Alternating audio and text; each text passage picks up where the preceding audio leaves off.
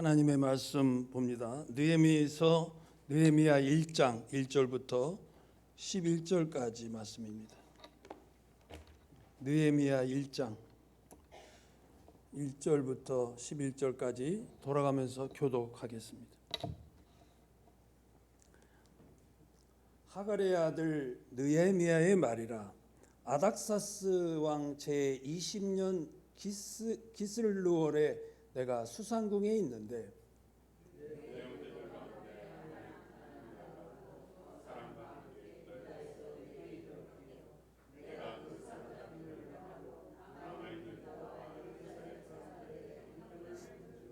그들이 내게 이르되 사로잡힘을 면하고 남아있는 자들이 그 지방 거기에서 큰 환난을 당하고 능력을 받으며 예루살렘 성은 허물어지고 성문들은 불탔다 하는지라.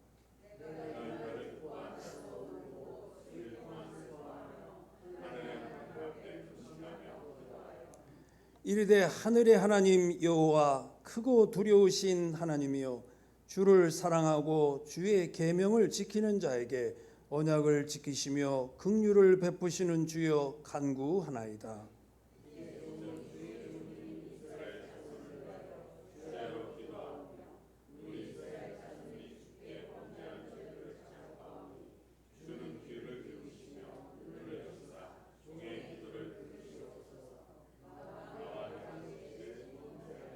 주를 향하여 크게 악을 행하여 주께서 주의 종 모세에게 명령하신 계명과 율례와 규례를 지키지 아니하였나이다.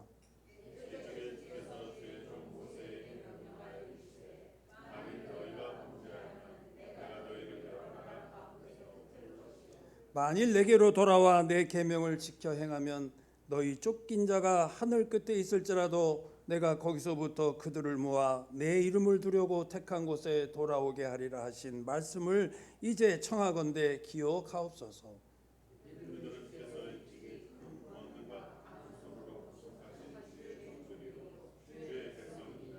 다 같이 주여 구하오니 귀를 기울이사 종의 기도와 주의 이름을 경외하기를 기뻐하는 종들의 기도를 들으시고 오늘 종이 형통하여 이 사람들 앞에서 은혜를 입게 하옵소서 하였나니 그때 내가 왕의 술관원이 되었느니라. 아멘.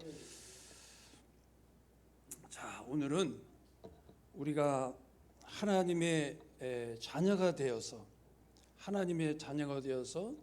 우리 성령께서 우리 안에 거하시게 되면 이제 하나님이 우리와 동행하는 사람이 됩니다. 하나님이 우리와 동행하는 사람.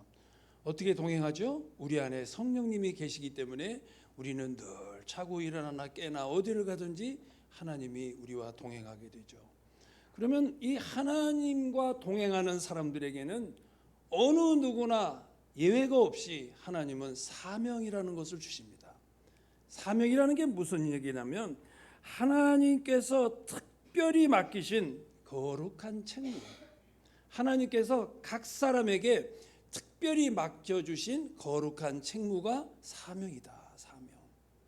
그런데 우리 믿음의 사람들이 예수를 믿는다고 하면서 하나님이 각자에게 맡겨주신 그 사명을 알지 못하는 사람이 너무 많더라는 거죠. 사명을 알지 못하는 사람들. 그러니까 어떻게 되겠어요? 자식이 부모의 뜻을 알지 못하면 자기 멋대로 행동하듯이 우리가 하나님이 나에게 맡겨주신 책무가 있는데 그 책무를 알지 못하면 우리는 내 멋대로 신앙생활하고 내 마음대로 행동을 하게 돼 있단 말이죠. 여러분, 우리가 고린도전서에 보니까 이런 얘기죠. 다 방언을 얘기하는 사람이겠냐? 다 은사를 예언을 하는 사람이겠느냐? 다 병고침의 은사를 받은 사람이겠냐? 아니라는 거죠. 누구에게는 병고침의 은사도 있고 누구에게는 방언의 은사도 있고 누구에게는 가르치는 은사도 있고 사람마다 하나님이 정확하게 자기의 백성들이 그 필요한 것을 아시고 그 사람의 주특기를 아시고 하나님이 그 사람들에게 사명을 주시더라는 게 사명. 이 전장로에게는 여기서 있는 전장로에게는 하나님이 말씀을 전하는 사명을 주셨어요. 저는 예수 처음 믿을 때부터 그 사명을 알았다니까. 하나님이 주신 사명을 알았다니까. 제가 81년 3월 25일 처음 예수를 믿고 경주 제일교회라는 곳에서 예수를 믿었는데, 예수를 믿었어요. 그때 성령의 불을 받고 이제 경주 제일교회라는 그 장로교회인데, 그 당시에 그 정주에서는 가장 큰 교회였죠. 장로교회 중에서 가장 크고 경주에서 제일 큰 교회, 그 교회를 다녔는데, 설교를 듣기 위해서 주일날 예배를 들으면 무슨 생각을 했냐면, 제가 목사님 저 설교 다니면서 내가 말씀을 전하면 얼마나 좋을까, 저 말씀을 전하면 얼마나 좋을까, 해보고 싶다, 이런 마음이 생겼다니까. 처음 예수 믿은 사람이 그게 있을 수 있어요? 아무리 똑똑한 사람도 여기 설교 단위에서 60분 동안 설교하라 그러면요 쉽지 않습니다. 그 보고 읽으면 하지. 보고 읽으면 A4 용지 한 5장쯤 보고 읽으면 한 60분 할 수 있거든요. 보고 읽으면 하지만 보고 읽지 않으면서 60분을 설교한다는 거 쉽지 않아요. 그거 왜 그러냐?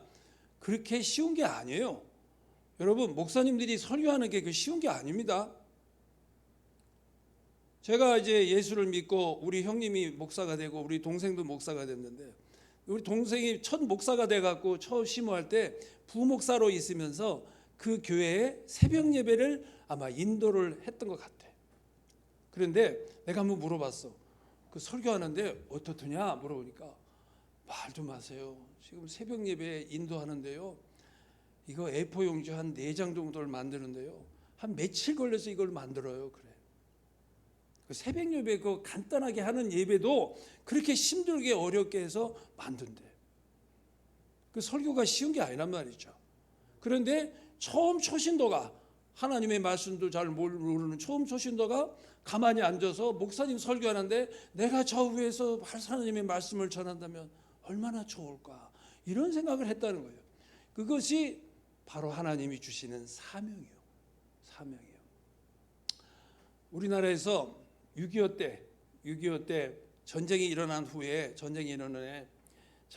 이제 그 전쟁을 취재하는 그 기자가 우리나라의 그 비참한 모습을, 전쟁을 한 비참한 모습을 다 영상으로 찍어가지고 미국으로 들어갔어요.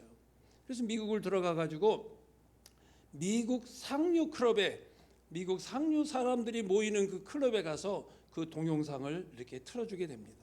동영상을 틀어주게 됐는데, 그 동영상을 틀어줘 보니까 우리나라 그 6.25 사변 이후에 어린애들 눈은 그렇게 채하고 배는 뿔룩 튀어나오고, 지금 아프리카에 있는 그 어린애와 같은 모습, 그리고 그 깡통에다가 동냥하러 다니는 그 모습, 이런 모습을 영상으로 이렇게 틀어줬다는 거 아닙니까?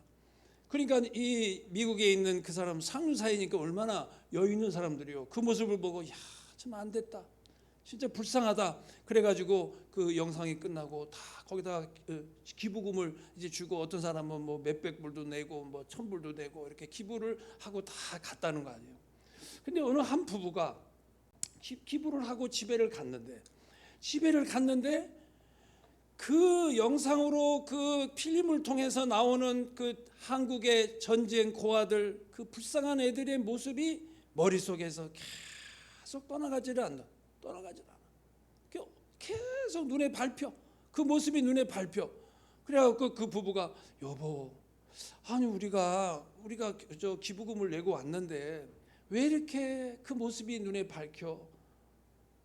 당신도 그래? 그래, 나도 그래. 왜 그러지? 그러면 여보, 우리 그 전쟁 고아 중에서 우리 한국을 한번 가서 고아들 중에 몇 명을 우리가 입양을 해서 우리 자식으로 한번 키워봅시다. 그런 큰 뜻을 품고 두 부부가 한국을 들어옵니다. 그래서 그 전장 고아들 중에 3명 정도를 데리고 미국을 가지고 데리고 들어가요. 그래서 그 사람 이제 그 어린애들을 잘 목욕시키고 닦아서 키우고 있는데, 계속 3명을, 사실은 하나도 아니고 3명씩을 데리고 가서 그 자기가 애들을 남의 자식을 키우겠다고 한다는 게 보통 일이 아니잖아. 근데 이 부부가 계속 3명을 데리고 왔는데, 거기서 이렇게 고아원에서 우리도 좀 데리고 가세요 하는 식으로 막 같이 가고 싶어서 몸부림치는 애들이 눈에 밟혀갖고 그 생각이 떠나지는 않는 거예요. 데리고 왔는데 여보, 내가 마음이 그 애들이 그 나를 쳐다보는 그 모습이 떠나가질 않아. 눈에 밟혀서 지금 잠이 잘 안 와. 나도 그래. 나도. 그러면 우리가 조금 좀 더 데리고 옵시다. 우리한테 이렇게 막 손짓하던 그 애들을 좀 더 데리고 옵시다. 그래서 한국을 또 돌아왔대. 그래가지고 이번에는 30명을 전쟁 고아들을 데리고 미국으로 들어갔다는 거 아닙니까? 미국으로 들어갔는데도 또 그 남아서 자기들을 데려가 달라고 하는 그 모습들을 그게 눈에 밟혀가지고 도저히 살 수가 없을 정도로, 잠을 잘 수가 없을 정도로 마음이 괴롭더라는 거예요. 그래서 이 부부가 여보, 안 되겠다, 이거 안 되겠다, 그래가지고 자기의 재산을 다 정리해가지고 우리가 그 전쟁 고아들을 다 데려다가 키울 수 있는 그런 재단을 하나 만들자. 그래가지고 한국에 들어와서 그런 절차를 밟고 해서 홀트 아동복지재단을 만들었다 아닙니까? 홀트 부부였다는 거예요. 그게 홀트 부부. 그러니까 거기에 같이 온 사람들이, 항류사회에 온 사람들이 수많은 사람이 와서 그 모습을 봤는데 왜 하필이면 그 홀트 부부만 그것이 눈에 밟혀가지고 그렇게 힘들었더냐 이거죠. 이게 하나님이 주시는 사명이에요. 이게 사명이에요. 남들은 관심이 없는데 그 부부한테만 관심이 있어. 그게 사명이라니까. 여러분, 오늘 이 성경을 느헤미야서에 보니까 이 느헤미야라고 하는 이 사람은 제사장도 아닙니다. 지금으로 말하면 목사님도 아니고 무슨 여기 선지자도 아니고 특별한 무슨 일을 하는, 주의 일을 하는 그러한 사람이 아닙니다. 이 사람은 평범한 평신도예요. 평신도. 우리 같은 평신도인데 그 느헤미야서에 나오는 이 느헤미야에 대해서 얘기가 나오는데, 이 느헤미야는 어떤 사람이었냐면 아닥사스 왕이라고 페르시아의 왕이었어요. 옛날에 이스라엘 백성들이 하나님 말을 안 듣고 하나님 속을 썩이다가 바벨론 포로로 끌려갔잖아요. 그래갖고 70년 바벨론 포로 생활이 끝나고 하나님은 메대와 파사를 바벨론을 망하게 해가지고 파사를 통해서 고레스 왕을 통해서 이스라엘을 해방시킵니다. 그래서 이스라엘 민족을 예루살렘으로 돌아서 니들 거기 가서 신앙생활하라, 너희 고향으로 가라 그랬는데 한꺼번에 다 가지를 못하고 고향으로 1진, 2진, 3진으로 나눠서 고향을 가서 예배당을 건축하고 이렇게 하죠. 그런데 이 느헤미야라고 하는 사람은 이 유태인의 포로 3세입니다. 포로 3세. 할아버지 때에 바벨론으로 포로로 끌려왔어. 아버지도 포로, 자기도 포로.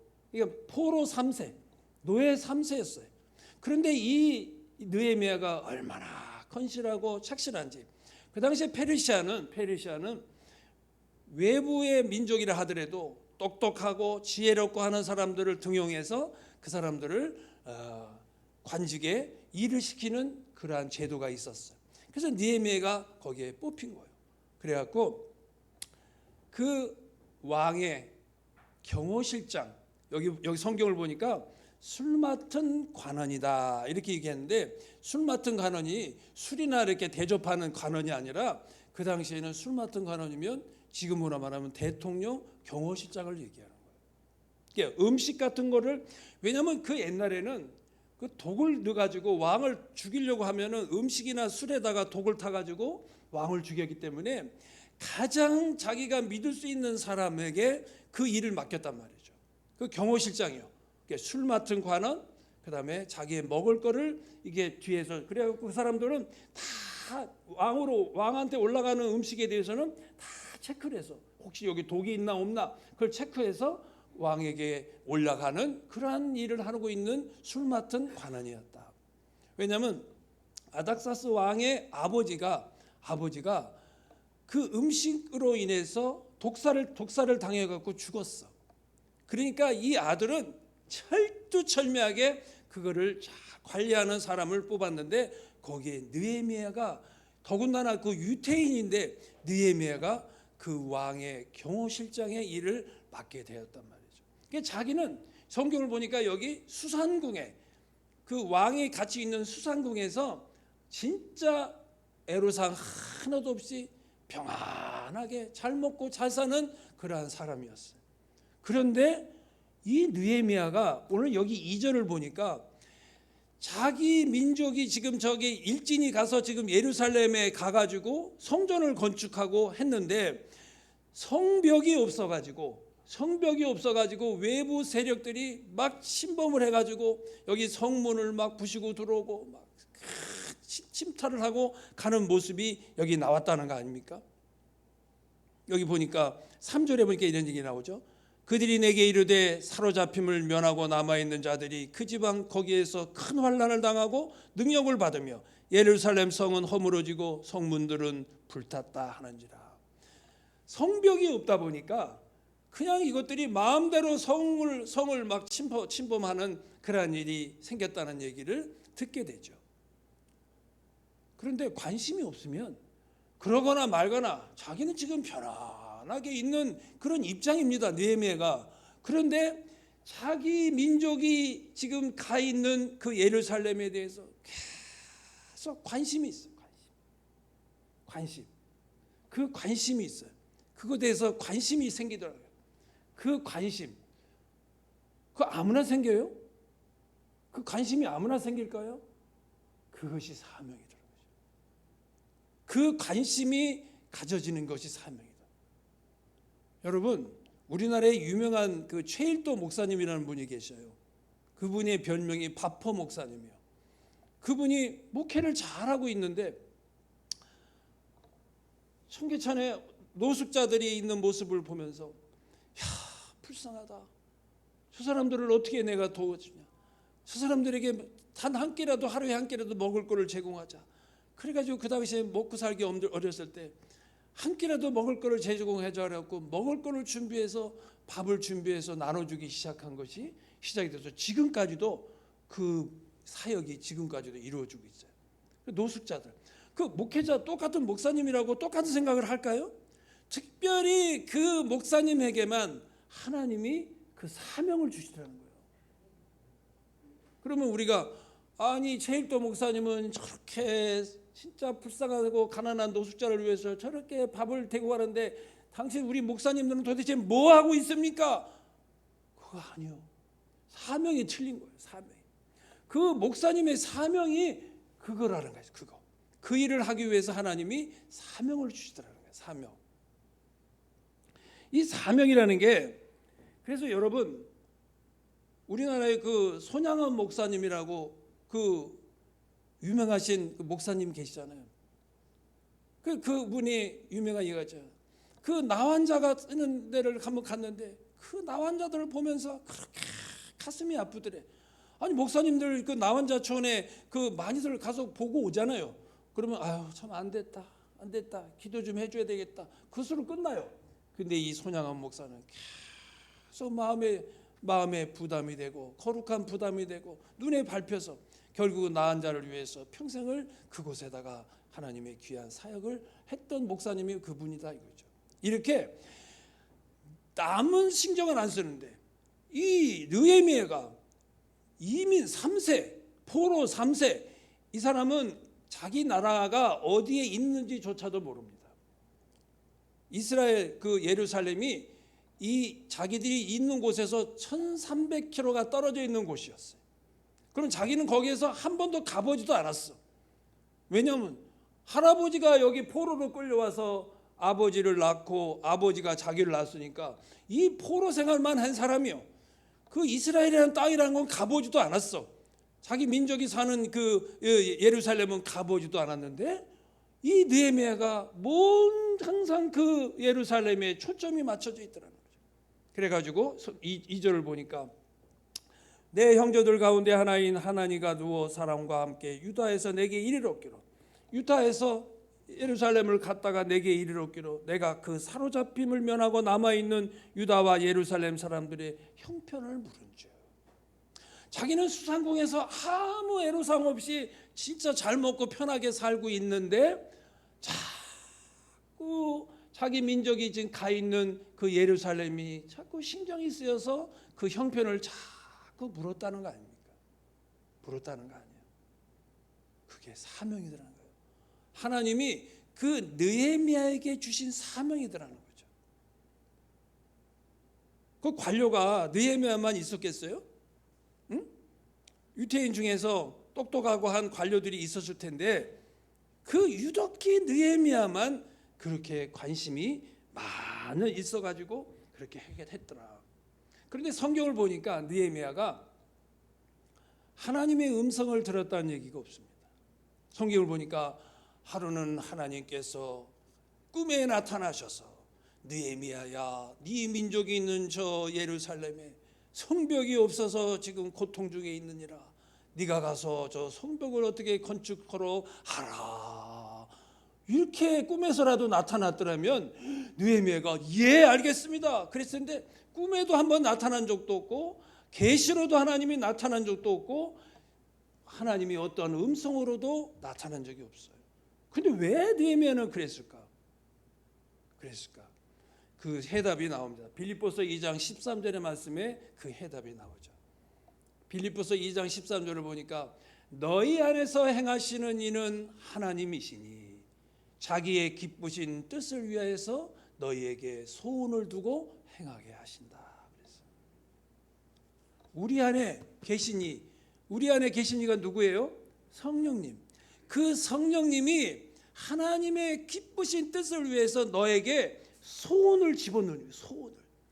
느헤미야야, 네 백성, 네 민족이 저 지금 예루살렘에서 저 고통을 받고 있다. 네가 빨리 해결해야 된다. 그 자꾸 그런 열정. 성경 그 자서전에 보면 홀트 부부가 하나님이 나타나셔서 홀트야, 저 동방에 대한민국이라는 나라가 있는데 지금은 저렇게 엉망진창이지만 앞으로 제사장의 국가가 되어서 큰 일을 할 것이니라. 네가 이번에 가서 그 나라를 도우도록 하라 하고 꿈에라도 나타났더라면 얼마나 좋겠어. 근데 성경에 보니 어떤 자서전에도 꿈에도 나타나지 않고 말도 들려준 적이 없고 아무것도 없어. 그런데 홀트 부부의 마음속에 소원을 주셨다는 거예요. 소원을 두시고 행하게 하시더라는 거예요. 행하게 하시더라고요. 그게 사명이에요. 하나님은 여러분 우리가 뭐 하나님께 음성 들으려고 하지 마세요. 그 잘못 들으면 마귀한테 속습니다. 저는 지금까지 40몇 년 동안 예수 믿고 여태까지 오면서 하나님의 음성을 딱 한 번 들어봤어요. 그것도 꿈에서. 꿈속에서 그 처음 예수 믿고 나서 막 제가 꿈속에서 복음을 전하고 있었어요. 예수 믿고 구원 받으세요. 예수 믿어야 구원 받습니다. 예수 믿고 천국 가세요 하고 막 복음을 전하고 있는데 내 뒤에서 웅장한 목소리가 들립니다. 너는 그 일을 계속하라. 그 한마디. 너는 그 일을 계속하라. 그 한마디가 처음 예수 믿을 때 딱 듣고 지금까지 다른 음성을 들어본 적이 없어요. 그러니까 음성을 들으려고 애쓰지 마세요. 음성 잘못 들으면요, 다 그 마귀가 갖다 주는 그 음성을 잘못 듣고 그것이 하나님의 음성으로 착각할 수가 있어요. 그런데 하나님은 하나님이 성령이 거하는 하나님의 자녀들에게는 하나님의 기쁘신 뜻을 위해서 그 안에 소원을 둬서 그 일을 행하게 하시는 하나님의 뜻이 있다는 거죠. 여러분, 이 사명이라는 거는요, 이거를 하지 말라 그러면은요 못 견디는 게 그 사명이에요. 저보고 누가, 내가 제일 사랑하는 사람이 우리 장권사인데, 아무리 사랑하는 장권사가 나한테 여보 당신 말씀 전하는 거 하지 마, 이제 힘들어, 뭐 돈이 나와 밥이 나와 앞으로 하지 마. 그러면 그래? 아무리 내가 그 사람 말을 잘 들어도 절대 나는 그 말을 들을 수가 없어요. 왜? 그보다도 하나님이 나에게 주신 이 소원, 내 마음에 준 소원이 더 크기 때문에 그걸 포기할 수가 없단 말이죠. 포기할 수가 없어요. 그게 사명이에요. 여러분 그런 거 있어요? 여러분 돈을 주는 것도 없어. 누가 그거 했다고 돈 주는 것도 없어. 그런데 그게 그렇게 하고 싶어. 그게 하나님이 여러분에게 준 사명이에요. 여러분 마음속에 막 불이 뜨지 막 그 소원을 두고 하게끔 만드는 것. 그것이 사명이다. 그 사명이라는 건 발견하는 게 쉽습니다. 저는 여태까지 예수 믿고 나서 간증 집회를 많이 다녔는데 한 번도 내가 사례비를 받아본 적이 없어요. 왜? 사례비 뭐 장로가 그 말씀 전했다고 뭐 한 2-30만 원 줍니다. 그러면 누가 볼 때 단 한 사람이라도 만일에 그걸 갖다가 오해를 해서 이 장로 이거 사례비 받으러 돌아다니나? 말씀 전하러 이게 사례비 받으러 다니나? 이런 사람이 한 사람이라도 있어서 오해가 된다면 아니다. 그래서 나는 이런 방법에 탁 그걸 다시 돌려드려. 제가 이거 선교 헌금으로 다시 내고 가겠습니다. 그리고 그 교회에다가 선교 그래 네 주고 싶으면 주세요. 그 받아가지고 거기다가 선교 헌금 내 이름을 해서 딱 다시 드리고 옵니다. 왜 그럴까요? 그러니까 돈을 저는 한 번도 받아본 적이 없다니까. 그런데 그 간증 집회 하러 다닐 때요 얼마나 기쁜지 몰라. 그게 사명이요. 아무것도 나한테 들어오는 것도 없는데 그냥 그 일만 하면 좋아. 우리 양 권사님한테 권사님 연세도 이제 대충 됐고 이제 내일 모레면 이제 70인데 이제 뭐 머리도 이제 기억도 또 잠시되고 할 텐데 이제 좀 쉬시죠. 그 반주하지 말고 좀 푹 쉬세요. 좀 쉬세요. 위에서 했다고 치자. 양 권사님 위해서 양 권사님 되게 섭섭합니다. 내 손이 갈 수 있는 한, 내가 치매가 걸리지 않고 내 손이 반주를 할 수 있는 한은 나는 이 일을 하고 싶습니다. 그게 사명이에요. 그냥 나는 그 대학부터 나가서 막 전도하고 싶어서 전도지 가지고 막 전도지를 돌려. 어떤 사람들은 좀 미쳤다고 그래. 어떤 사람은 이 더워 죽겠는데 가만히 그늘에 있어도 어려운데 그 왜 대학부터 저렇게 돌아다니면서 그 전도지를 돌아다니고 하나 좀 시원한 딸이라도 하지. 이 대학부터에서 왜 저러나 그 사람들이 그렇게 생각하죠. 근데 그 사람들이 돈 받고 할까요? 돈 안 받고 하거든요. 응? 그 사람들이 하고 싶어서 하거든요. 그게 사명이에요. 간단하죠. 여러분이 누가 맡기지 않았는데 내가 그냥 하고 싶어서 자진해서 하고 싶어. 어떤 사람은 뙤약볕에서 말이죠. 강한 사람이 있어. 약간 어떤 사람들은 뭐 뙤약볕에 조금만 있어도 어지러워서 쓰러지는 사람이 있는데 웬만큼 뙤약볕에 있어도 강한 사람이 있어. 그래서 교회에서 주차 봉사하는 사람들은요. 그 더운데도 막 나가서 막 주차 봉사를 하고 그럽니다. 응? 강해. 그 주차 봉사는 너무 즐거워. 그 주차 봉사하는 게 지금 어떻게 보면 제일 좀 저간 것 같이 보이는데 근데 그 사람들은 웃으면서 막 주차 봉사를 해. 이리 와라. 그 큰 교회 갔는데 가면 막 하죠. 옛날에 이명박 대통령도 주차 봉사부터 했다고도만 소망교회에서. 그 사람은 뭐 다 생각을 하고 벌써 장로 되고 싶어서 했다는 소문도 있어. 장로 되려면은 주차 봉사를 해야 많은 사람들을 얼굴을 익히니까 그렇게 했다고 하는데 그거는 남 얘기 좋아하는 사람들이 하는 얘기고 그럴 수도 있겠지. 그러나 진짜 본인이 원해서 하는 일이라면 그게 사명이에요. 어떻게 하나님이 말씀 전하는 사람만 있게 하겠어요? 그럼 여기 다 말씀 전하는 사람만 있으면 서로 다 나와서 말씀 전하고 싶으면 그게 되겠냐고. 각각 사명이 틀리더라는 거죠. 하나님이 그 사람에 맞는 사명.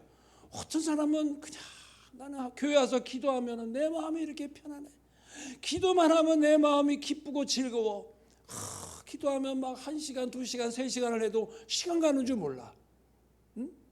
누가 기도하면 1시간당 일당 10만 원씩 줄 테니까 3시간만 와서 기도 좀 해주세요. 못해. 기도가 얼마나 힘든다고. 저는요 30분 이상을 기도해 본 적이 없어. 좀 창피스러운 얘기지만 30분 이상을 앉아서 기도를 해본 적이 없어. 30분까지는 해봤어. 근데 30분 이상을 못해. 근데 기도의 사명자는 30분 아니라 3시간, 4시간을 해도 힘든 줄을 모르고 기도를 합니다. 그게 사명을 받아요. 하나님이 주신 사명이요. 여러분, 이제 사명이 뭔가 감이 옵니까? 감이 옵니까? 그 사명을 복잡하게 생각하지 마세요. 너무 거창하게 생각하지 마세요. 내가 이 일만 하면은 내가 마음이 기뻐. 그냥 받는 것도 없고 누가 주는 것도 없고 나중에 욕만 얻어먹어. 잘했니 못했니 욕만 얻어먹는데도 그 일을 하면 기뻐. 그게 사명이라고. 제가 그렇게 초신도 때 그렇게 목사님이 설교하는 단에서 설교하는 모습을 보면서 나도 저기서 언젠가 설교할 날이 있을까? 그렇게 하면서 목사가 되려고 그 풍산음석을 제대하고 나서 신학대학을 가려고 그랬어요.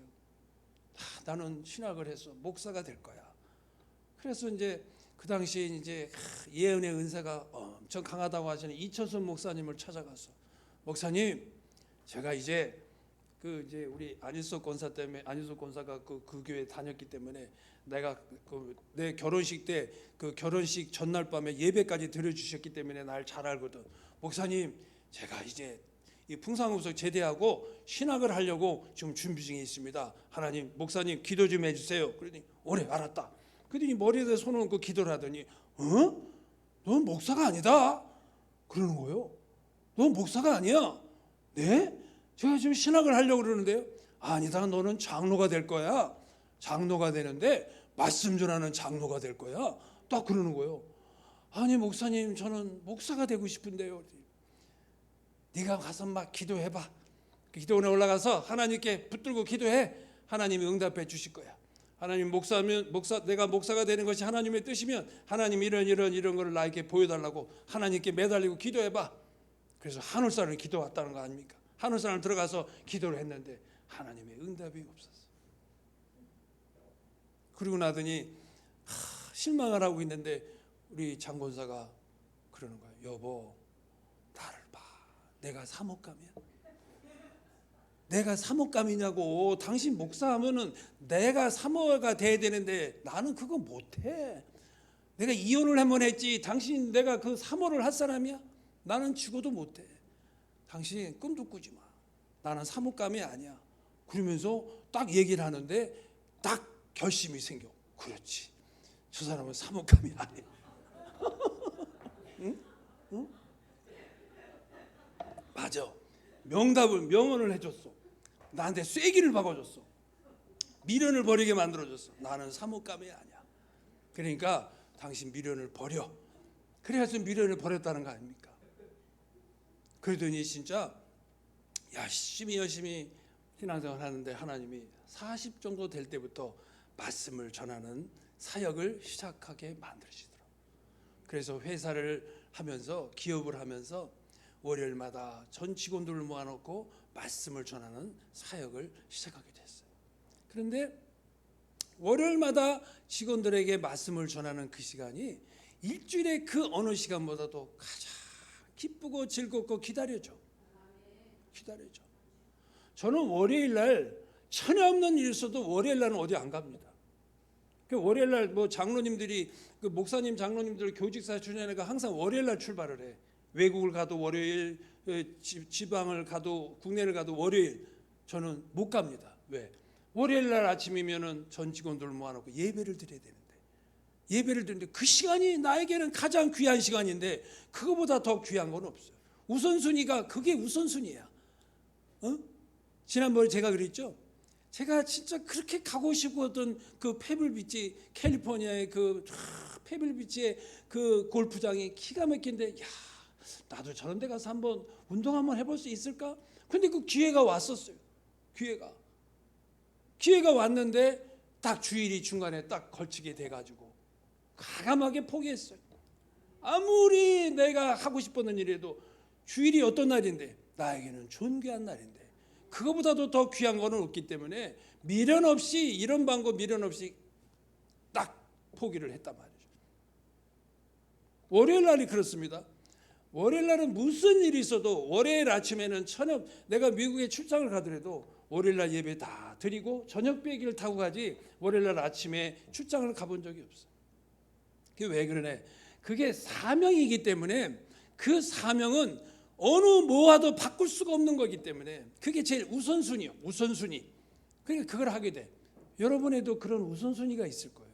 그게 여러분에게 특별히 주신 사명입니다. 아까 뭐라 그랬죠? 하나님께서 특별히 맡기신 거룩한 책무. 그게 사명이에요. 거룩한 책무. 근데 나는 아무것도 없는데요. 아무것도 없는데 왜 없어요? 있습니다. 기대해보세요. 어떤 사람은요, 남자인데도 주방에 가서 막 일하는 걸 좋아하는 사람이 있어. 주방에 들어가서 일해. 남자들은 나는 주방에 들어가 본 적도 없는데 주방에 들어가서 일하는 걸 기쁨으로 하는 사람이 있어. 그걸 너무 기뻐서 하는 사람이 있어. 사명이요. 사명이라는 걸 거창하게 생각하지 마. 사명을 뭐 거대하게 뭐나 맡아야 큰 사명을 아니요. 하나님의 나라에서 하나님의 교회를 위해서 가고 하나님의 일을 하는데 사명이라는 건요. 아무리 작은 것부터 하나님은 다 각자의 달란트에 따라서 그 사명을 준다는 거예요. 사명을 준다는 거예요. 여러분, 우리 몸에 손가락만 있어도 되겠어요? 눈만 있으면 되겠어요? 입만 있으면 되겠어요? 코도 있고 눈도 있고 귀도 있고 손가락도 있고 발가락 있고 다 완벽하게 다 이루어져야 온전한 사람이잖아요. 그러니까 하나님은 그걸 아시고 교회에도 사명을 각자에 맞춰서 그 사명을 줍니다. 나는 이상하게 뭐 일을 청소하고 뭐 일을 하는데 너무 기뻐.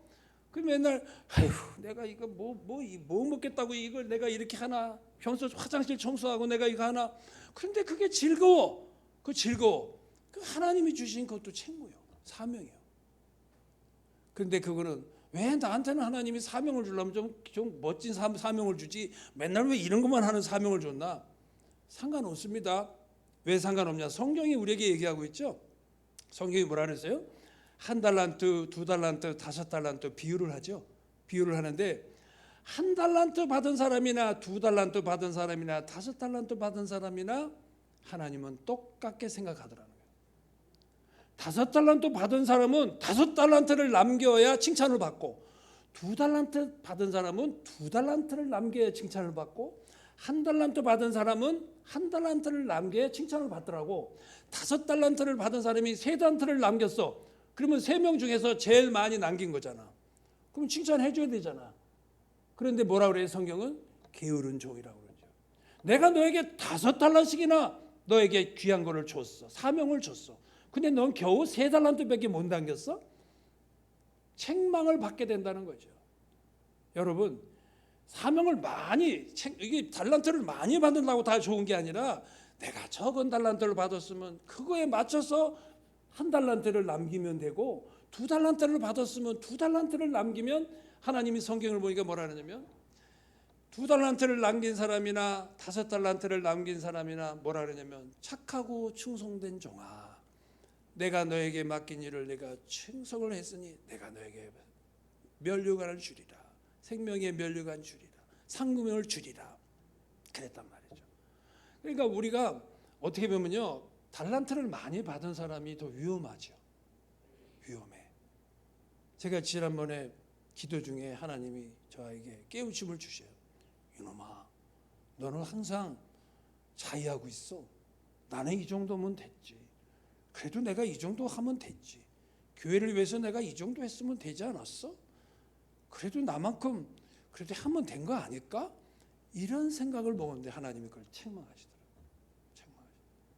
너 내가 이만큼 줬으면 그걸 이만큼을 남겨야지. 요만큼 준 사람하고 비교해 갖고 되겠냐? 응? 되겠냐? 정신 차려라 이놈아. 정신 차려라 이놈아. 그걸 깨닫게 해주시죠. 그러니까 작은 달란트 받은 사람이요, 어떻게 보면은 쉽게 주님 앞에 칭찬받을 수 있어. 근데 큰 달란트를 받은 목회자들이나 이런 사람들은 어떻게 보면은 큰 교회를 맡은 목회자들은 큰 달란트를 받은 거 아닙니까? 그런데 까딱 잘못하면은 5달란트를 남겨야 되는데 4달란트밖에 못 남겼어. 그러면 어떻게 된다고? 책망받는다. 주님 앞에 섰을 때. 너 이놈, 내가 너에게 5달란트를 남기로 했는데 너는 왜 4달란트밖에 못 남겼어? 아니 주님, 저 사람들은 3달란트밖에 못 남겼고요. 이 사람들 2달란트밖에 못 남겼는데 저는 4달란트 남겼잖아요. 내가 너에게 5개를 줬는데 5개를 남겼어야지. 이게 주님의 뜻이요. 그러니까 부러워할 것도 없어. 누구 달란트 많이 받은 사람 부러워할 것도 없고, 나 달란트 많이 받았다고 우쭐할 것도 없어. 그것이 나에게, 자기에게 올무가 될 수도 있어, 잘못하면. 그래서 이 사명이라는 거는요, 각자에게 다 틀립니다. 그러니까 내가 우리 장로님한테, 장로님은 왜 똑같은 장로인데 단에서 말씀을 좀 이렇게 깔끔하게 좀 못 전하고 말씀 전하는 것도 안 하고 왜 그렇습니까? 그런 얘기 못 해. 왜? 그분에게는 그분의 나름대로 하나님이 주신 달란트가 있어. 나에게만 준 달란트가 있는데 그거를 얘기를 한다면 그게 교만이요. 그걸 보고 교만이라고 그래. 하나님이 주신 거를, 거저로 주신 거를 쥐가 취득한 것으로 착각하고 그런 얘기를 하면 안 된다는 거지. 제가 이거를 내가 노력해서 했을까요? 응? 머리도 나쁜 사람이 노력해서 이거 할 수 있을까요? 제가 지금 설교하면서도 이거 아무것도 안 보고 지금 여러분에게 계속 하고 있잖아요. 노력해서 할 수 있을까요? 안 됐죠. 노력해서 하는 게 아니에요. 하나님이 주신 거예요. 하나님이 거저 주신 거예요. 거저 주신 거 그냥 전하고 있는 거예요. 제가 머리가 얼마나 좋으면 이거를 뭐 다 외워서 하겠습니까? 아니죠. 하나님이 주신 거 그냥 전하는 거예요. 하나님이 주신 거를 전하는데 내가 뭐 잘났다고 떠들 게 뭐 있어? 없어요. 그게 사명입니다. 그래서 저는 지난번에 얘기했지만 지금도 이제 목회를 하고 있잖아요. 회사에서 우리 직원들을 상대해서 목회를 합니다. 그래서 직원들을 제자화시키는 작업을 지금 계속 하고 있어요. 그러니까 회사를 운영하는 게 아니라 저는 직원들을 훈련시켜서 제자화시켜서 하나님의 용사를 만드는 것이 내 회사를 운영하는 목적이요. 회사 운영해서 돈 버는 게 목적이 아니라 나에게 붙여주신 저 영혼들을 다 훈련시켜서 저 영혼들을 통해서 복음의 용사들로 만드는 것이 나의 목적이거든요. 그러니까 그 사람들을 위해서 돈을 쓰는 게 아깝지가 않아. 왜? 이것은 복음을 위해서 내가 투자하는 거기 때문에 아깝게 생각이 안 들어. 왜? 지난번에도 얘기했죠. 사람의 마음문을 여는데 가장 좋은 게 뭐라 그랬죠? 사람 마음문을 여는데 가장 좋은 게 뭐라 그랬죠? 먹여주고 선물 주고 돈으로 막 그렇게 해주면요, 사람은요 아무리 강팍한 사람도 마음문을 열기 시작해. 예? 마음문을 열기 시작합니다. 성령 받아라 아무리 떠들어서 그게 쉽게 열리는 게 아니라 그 사람 몇 번만 가서 맛있는 거 사주고 선물로 갖다 주고 나 당신을 참 사랑해 그러면서 자꾸 갖다 줘봐. 마음문이 그냥 저절로 슉 하고 열립니다. 그 다음에 두 번에 보니까 여기 성경을 보니까 여기 얘기가 나오죠. 느헤미야가 11절에 보니까 그때 내가 왕의 술관원이 되었느니라. 그때 내가 이 사명을 받을 때 술관원인, 아까 비서실장이 되었단 말이에요. 비서실장이. 그 비서실장이 된 것이 그 사명을 감당하기 위해서 하나님은 그 축복을 이용하셔. 그러니까 여러분이 사명을 받은 여러분들이 플러스 알파로 받은 것들이 있잖아요. 그러면 여러분 그냥 이뻐서 준 게 아니라 그 사명을 감당하는 데 쓰라고 주신 거예요. 이 술 맡은 관원인 이 느헤미야가 왕의 경호실장이 아니더라면 이 사람이 이제 왕에게 수심에 차 있으니까 왕이 느헤미야야 경호실장 무슨 걱정 있니? 그랬더니 네 왕이시여 우리 민족이 지금 저 예루살렘에 가 있는데 지금 성 밖에 그 성 외곽에 성벽이 없어가지고 그 사람들이 나쁜 사람들이 자꾸 침범해서 이렇게 고통을 주고 있다고 합니다. 그래서 제가 가서 좀 어떻게 그 성벽을 좀 만들어 놓고 오면 안 되겠습니까? 하고 왕에게 그런 부탁을 합니다. 그랬더니 왕이 그래? 네가 내 생명을 안전하게 지켜주는 넌데 그까짓 거 내가 못 해주겠냐? 얼마면 되겠냐? 한 50일 정도면 내가 하고 오겠습니다. 51일이라는 시간을 줍니다. 그래서 성벽을 질 수 있는 모든 재료와 모든 것들을 다 실려서 예루살렘으로 보내죠. 근데 만일에 이 느헤미야가 술 맡은 관원이 아니었더라면 그게 가능할까요? 만일에 돈이 있다 하더라도 그 돈을 가지고 자재를 사가지고 가더라도 중간에 1300km를 가야 되는데 중간에 도적대를 만나고 강도를 만나면 다 뺏겨서 예루살렘까지 도착도 하기 전에 다 끝납니다.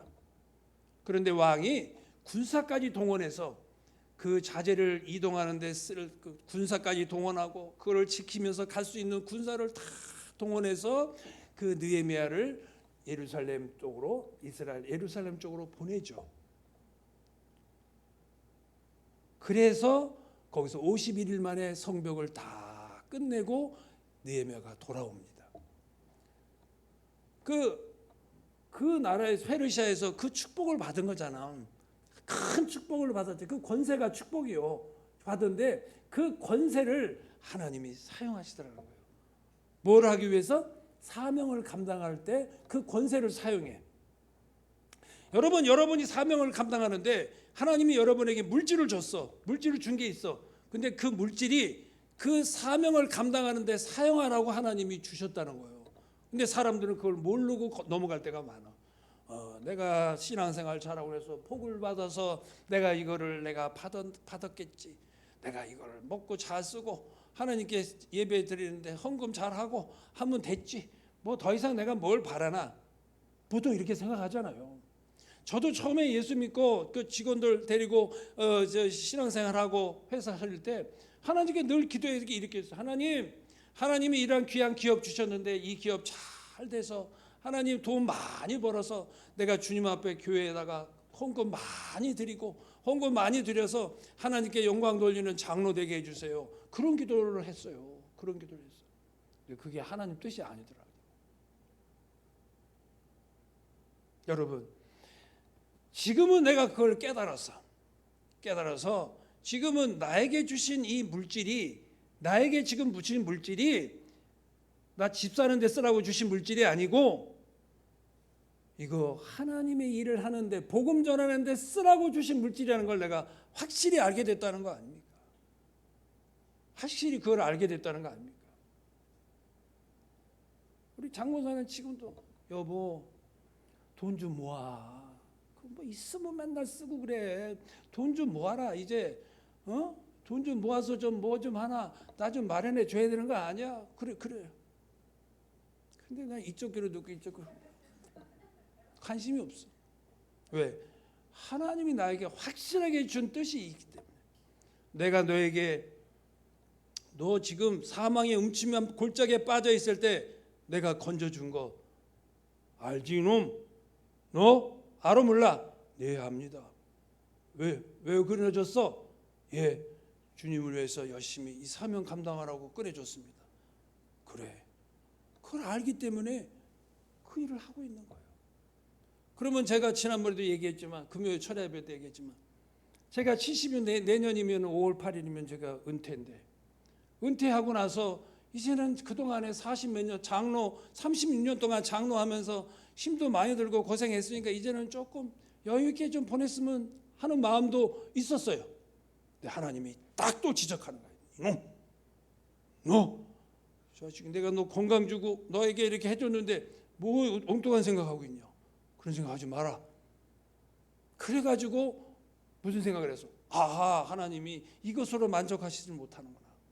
그래서 회사의 안에다가 그 있는 예배당을 통해서 안산에 있는 외국인 근로자들을 다 거기다 불러서 주일날 예배를 드리자. 맛있는 거 제공하고 줘서 예배를 드려서 복음을 전하자. 인생은 70부터라는데 옛날에 어른들이 인생은 60부터라 그랬어요. 근데 지금은 70부터야. 왜 그럴까요? 우리가 사람들이 다 나이가 10살씩이 다 낮춰졌어. 어느 우리 초신도가 우리 교회 온 초신도가 나보고 그래.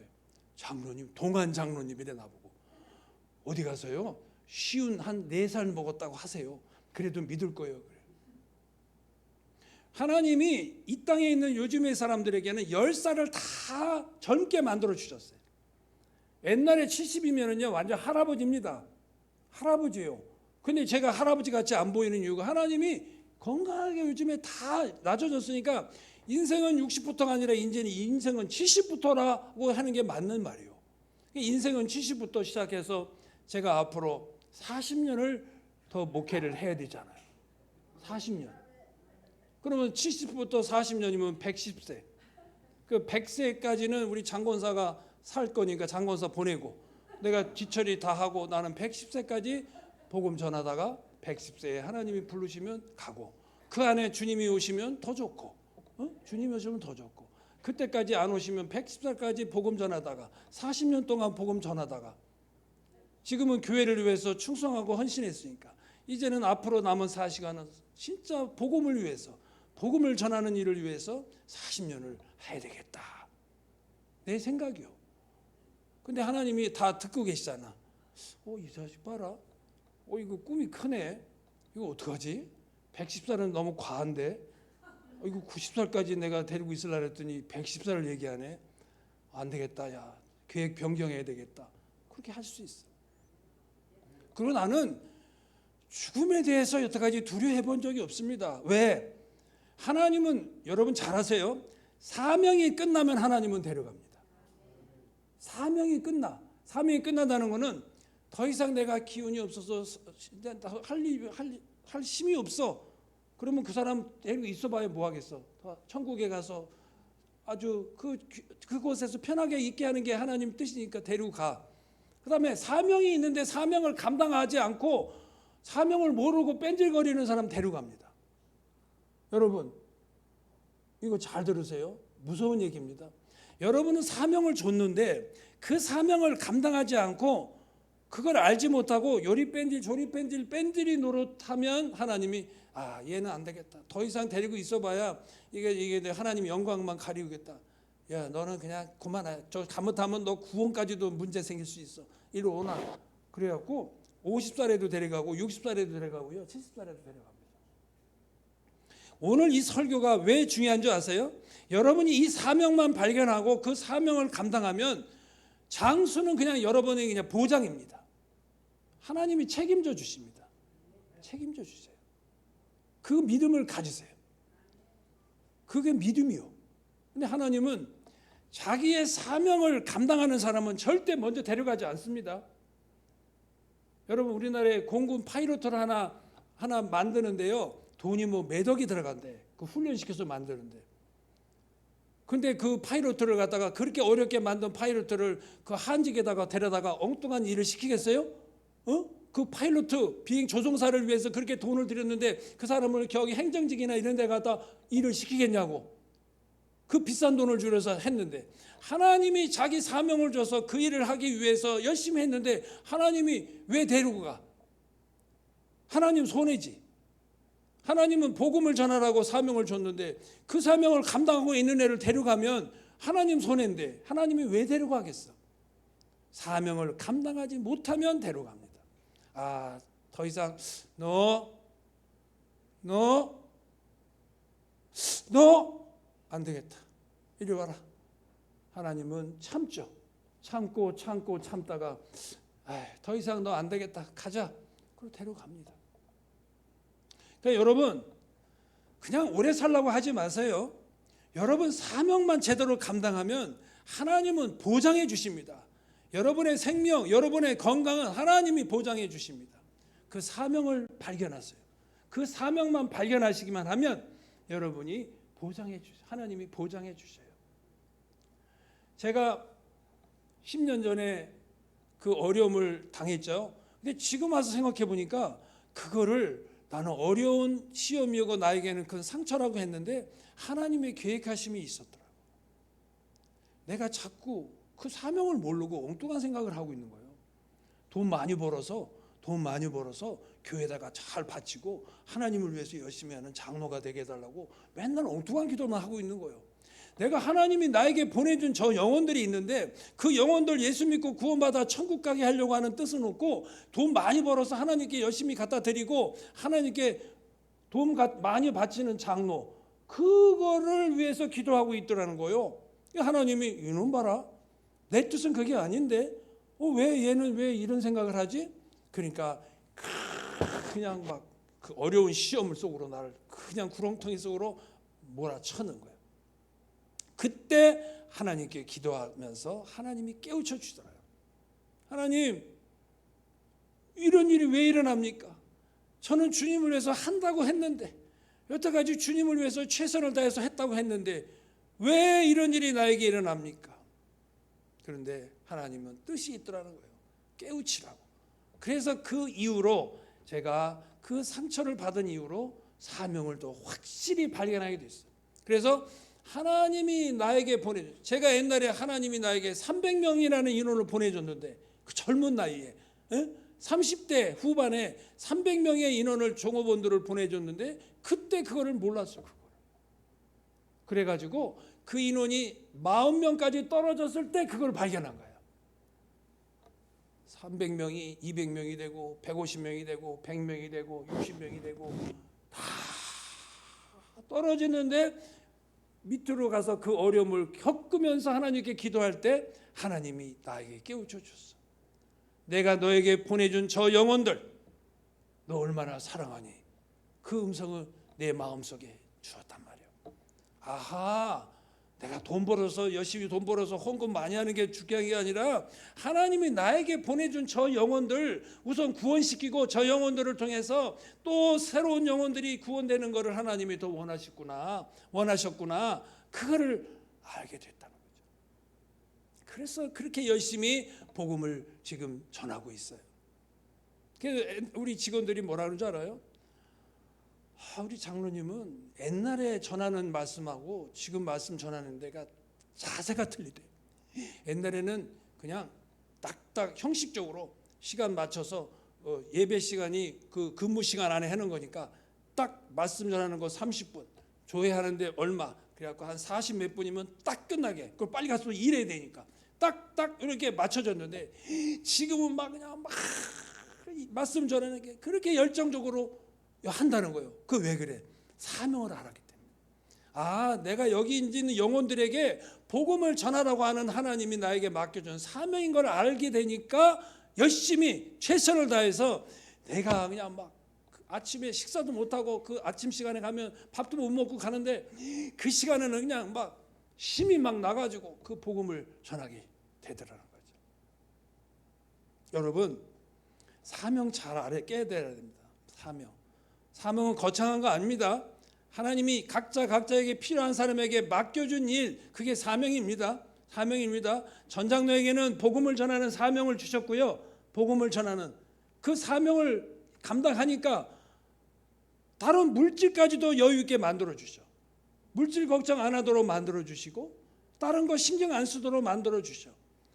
제가 기업을 한 30년 동안 90년서부터 기업을 시작했으니까 33년을 기업하면서 요즘같이 돈 신경 안 쓰고 기업한 적이 별로 없어요. 옛날에는 그렇게 직원이 300명 있고 뭐 200명 있으면 뭐해. 월급 걱정, 자재값 줄 거 걱정, 이런 거 신경 쓰느라고 돈 신경 쓰느라고 다른 일을 제대로 못할 정도로 그렇게 어려웠어. 근데 지금은 내가 그 사명을 발견하고 하나님이 나에게 주신 사명이 이거구나. 돈 버는 게 사명이 아니라 나에게 보내준 이 영혼들 예수 믿고 구원받게 하는 게 사명이구나 하는 걸 확실하게 알고 나니까 돈은 그냥 보너스로 주더라는 거예요. 보너스로. 그 일을 할 수 있도록 그 일을 복음을 전할 수 있도록 보너스로 다 주셔. 보너스로. 근데 우리는 그걸 모르니까 그 보너스로 주시는 거를 빨리 얻으려고 그렇게 몸부림을 칩니다. 그러면 결국은 어떻게 돼요? 한번 시험 속으로 한번 들어간 일이 생기죠. 그거 알으라고, 그거 깨우치라고. 그거 시험 속으로 들어가서 깨우치는 게 좋을까요? 들어가기 전에 깨우치는 게 좋을까요? 나같이 그 구렁텅이 속으로 한번 들어갔다가 깨우치는 게 좋을까요? 들어가지 않고 깨우치는 게 좋을까요? 들어가지 않고 깨우치는 게 좋습니다. 꼭 맛을 봐야 돼? 그거 맛을 꼭 봐야 되냐고. 맛보지 않고도 알면 되잖아. 그러니까 나 같은 사람의 지금 말씀 간증을 통해서 여러분들이 깨우치기만 하면 굳이 그 속으로 들어갈 필요 없어. 하나님의 사명을 빨리 깨우치고 가면 하나님은 그 나머지는 알아서 다 해줘. 알아서. 너희는 먼저 그의 나라와 그의 의를 구하라. 그리하면 이 모든 것들 너희들이 먹고 마시고 있는 의식주의 문제들은 내가 다 덤으로 주겠다. 덤으로 주겠다. 이렇게 말씀하셨단 말이에요. 보너스로 다 준다. 근데 우리는 그걸 못 믿잖아. 이거 그게 어떻게 덤으로 줘? 그게 지금 내가 열심히 해서 벌어야 되는 건데 그걸 우리가 믿지를 못하기 때문에 그러는데 그것이 믿어지고 그것이 제대로 되면 하나님은 그 일을 해 주시더라는 거예요. 오늘 우리 잠실 빛나교회 성도들은 사명을 꼭 발견하시기 바랍니다. 사명을 발견하기만 하면 그때부터 수지 맞습니다. 제가 그 사명을 온전히 그러니까 대충 아니라 온전히 발견해야 돼. 온전히 발견하고 그 일을 해야 돼. 저는 예수 처음 믿을 때부터 그 사명이 있는 줄 알았어. 근데 엉뚱한 길로 잘못 알았어. 방향이 잘못 갔어. 근데 최근에 몇 년 전에 그거를 확실하게 방향을 딱 알고 난 후부터 하나님이 그때부터 나를 막 지원사격 해주시기 시작해. 여러분 요즘에는요 너무 재밌어. 살아가는 게 너무 재밌어. 행복해. 여러분 행복해요? 저요 뭐 마땅한 집도 없어요. 근데 뭘 행복하다고 그래 저 사람. 근데 그게 중요한 거 아닙니다. 그거 중요한 게 아닙니다. 이 행복은 하나님이 주셔야 됩니다. 하나님이 내 마음속에 그 행복을 주셔야 행복하지. 세상에 아무리 돈 있다고 행복하면 저기 삼성의 이재용 회장은 행복이 넘쳐갖고 따따블로 행복하겠네. 아니요. 하나님이 주셔야 됩니다. 하나님이 주시는 데는 거저 주시는 게 아닙니다. 사명을 바로 알고 그 사명을 지키려고 몸부림치는 사람, 어떤 필랑과 핍박과 환난이 와도 그거를 이겨내고 그 사명을 감당하는 사람은 하나님이 막 천군 천사를 동원해서 막 응원합니다. 그래 싸워라, 이겨라. 내가 응원할게. 이겨. 신경 쓰지 마. 그런 거 옆으로 신경 쓰지 마. 어떤 소리도 신경 쓰지 마. 내가 도와줄게. 하나님이 도와주십니다. 무슨 말인지 아시겠습니까? 오늘부터 여러분 내게 맡겨준 사명이 뭔가를 기도하면서 한번 찾아보세요. 벌써 다 알고 계신 분들도 한 반 이상은 될 테고 그걸 그 사명만 찾는 날에 찾아서 나가는 날에는 그때부터 끝. 모든 것은 끝납니다. 기도하겠습니다. 하나님 아버지 감사합니다. 시간 관계상 여기까지 합니다. 하나님 해야 할 일은 많고 간증할 것도 많지만 여기까지 했습니다. 하나님 성령님께서 우리 잠실 빛나게 사랑하는 우리 식구들, 가족들, 심령 속에 이 사명의 발견을 할 수 있도록 도와주시고 마지막 때 하나님 맡겨주신 사명을 발견하고 그 사명을 잘 이행해서 하나님께 영광 돌릴 뿐 아니라 하나님이 기쁨을 주는, 하나님께 영광 돌리며 하나님이 기뻐하시는 귀한 아들 딸들이 될 수 있도록 축복하여 주시옵소서. 그래서 우리 잠실 빛나게를 통해서 영광을 받게 하시고 우리 잠실 빛나게가 이 지역에 추구하는 영혼들을 구령하고 하나님의 구원의 방주의 귀한 사역을 감당하는 하나님의 교회가 되게 하여 주시옵소서. 예수님의 거룩하신 이름으로 기도하옵나이다.